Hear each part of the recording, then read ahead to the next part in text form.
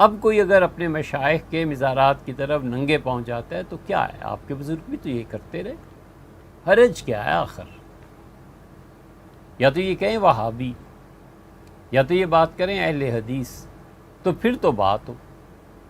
اپنے آپ کو دیوبندی بھی کہتے ہو، پھر مخالفت بھی کرتے ہو، اس لیے کہ پڑھا نہیں ہے نا، تعلیم نہیں نا ہوئی، صرف جذبات، محض جذبات۔ حضرت مولانا حسین احمد مدنی رحمۃ اللہ علیہ، یہ ساری اسی کی عبارتیں، جس قدر بھی ہندوستان میں سلسلے کے اکابر ہیں سفر کر کے ان کے مزارات پر حاضر ہوئے۔ یہ تو قاری طیب صاحب لکھتے ہیں، ہم نے خود دیکھا، مولانا سعد مدنی صاحب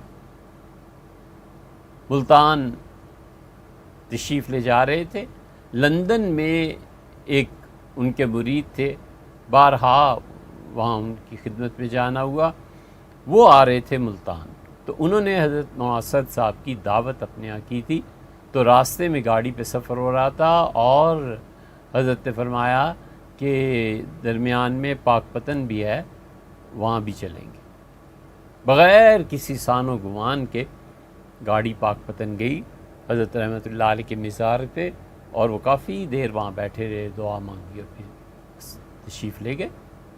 یہ ان کے والد حضرت مدنی رحمۃ اللہ کو ذکر کر رہے ہیں، اور کہتے ہیں کہ جہاں بھی سفر کرتے تھے درمیان میں اکابر کی مزارات پڑھتے تھے تو وہاں بھی تشریف لے جانا ہوتا تھا۔ شاہ محب اللہ صاحب الہ آبادی رحمۃ اللہ علیہ کا مزار الہ آباد میں ہے، تو وہاں گئے، اس کے بعد کلیر شریف گئے اور اجمیر شریف الگ گئے۔ اسی طرح میں نے بھی ان تمام مزارات کی حاضری بھی دی ہے، اور جب موقع ملتا ہے حاضر ہوتا ہوں۔ یہ دیوبند کے اکابر ہیں۔ اب یہاں فتویٰ لگا لیں جو آپ نے لگانا، نہ کریں، نہ کریں۔ حنفیت کا دعویٰ چھوڑ دیں، دیوبندی ہونے کا دعویٰ چھوڑ دیں، اور غیر مقلدوں کے اثرات آپ قبول کر لیں، ٹھیک ہے، لیکن جن کا نام آپ لیتے ہیں نا، ان کو نہ بدنام کریں۔ ہم جو طالبان کے خلاف بولتے ہیں اس کی ایک وجہ یہ بھی ہے کہ وہ حنفیت کا دعویٰ کرتے ہیں اور کرتوت اور کام وہ کرتے ہیں جو وہابیوں کے۔ وہابی حنفی نہیں تھے، حنبلی بھی نہیں تھے، والعیاذ باللہ۔ اگلے صفحے بھی سن لیجئے، ایک لطیفہ ہی ہے۔ ایک موقع تھا جب دیوبندی بریلوی سب علماء کو جمع ہونا تھا، تو قاری طیب صاحب رحمۃ اللہ فرماتے ہیں کہ سارے مسلمان ایک پلیٹ فارم پہ آ گئے، کیونکہ جو بریلوی حضرات تھے انہیں یہ خطرہ تھا کہ اگر ہم نہ گئے تو سب نکھٹو گئیں گے اور ہماری بات گر جائے گی، تو اپنا ایک نمائندہ بھیجا۔ بریلوی حضرات نے اس کانفرنس میں نمائندہ کس کو بھیجا؟ سب سے بڑے مفتی برہان الدین صاحب، جو جبل پور کے رہنے والے تھے، وہ تشریف لائے۔ تو جبل پور سے مفتی برہان الدین صاحب پکے بریلوی مسلک کے، وہ تشریف لائے۔ تو قاری طیب صاحب رحمۃ اللہ جو دارالعلوم دیوبند کے اس وقت محتمم تھے، لکھتے ہیں کہ وہ آئے اور مجھے اس موقع پہ صدر بنایا گیا، کانفرنس کی صدارت تھی، تو میں نے ان کی انتہائی آؤ بھگت کی۔ جب وہ تشریف لائے تو 20 قدم آگے بڑھ کر ان کا استقبال کرنا، ہر 5 منٹ کے بعد پان پیش کرنا، ہر 5 منٹ کے بعد چائے پیش کرنا، یہ مفتی برہان الدین صاحب بریلوی کی تعظیم اور عزت تھی۔ اور ان کی باتیں بھی بڑی عقیدت کی نگاہ سے سنی کہ جو سچی بات کہے اسے ماننا چاہیے۔ سچی بات، شیعہ، قادیانی، مرزائی، سنی، دنیا میں جو سچی بات کہتا ہے نا، سچ کو ماننا چاہیے۔